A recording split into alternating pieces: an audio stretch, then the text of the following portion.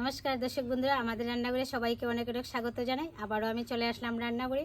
আজকে আমি আপনাদের সঙ্গে শেয়ার করব পাকা কাঁঠালের বড়া। এই দেখুন পাকা কাঁঠালের বড়া। এখন আমি কাঁঠালের কুশগুলিকে এই ছালনিটা দিয়ে রসটা আমি বের করে নেব।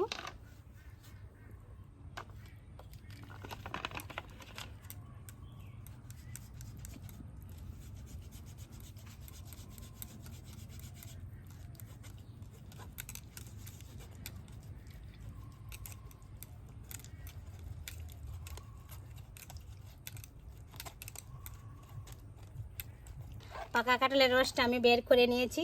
আমাদের বাড়ির গাছের কাঁঠাল তো আর শেষের পথে, এক দুবার শেষও মনে হয়। আজকে আমি ভাবলাম যে পাকা কাঁঠালের বড়া বানিয়ে আপনাদের সঙ্গে শেয়ার করব।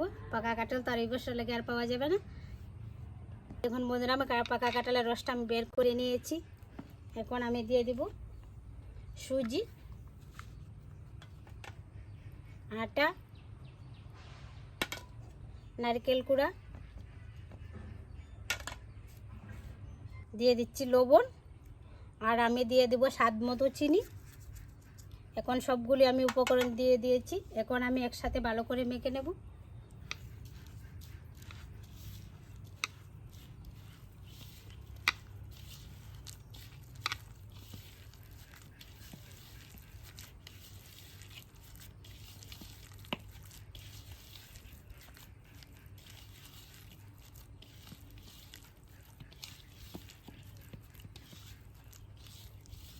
এখন আমি একটু সময় রেস্টে রেখে দেবো, ততক্ষণে আমি উনুনটা জ্বালিয়ে নেব।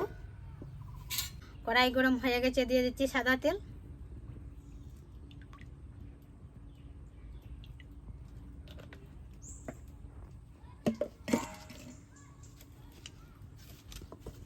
তেল গরম হয়ে গেছে, বড়াগুলি ভেজে নেব।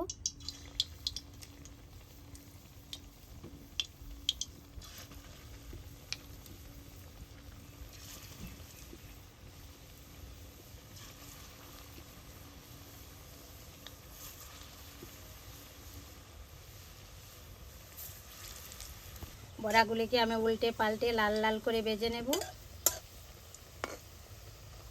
বড়াগুলিকে আমি ভেজে নিয়েছি, এবার আমি তেল ঝরিয়ে তুলে নেব।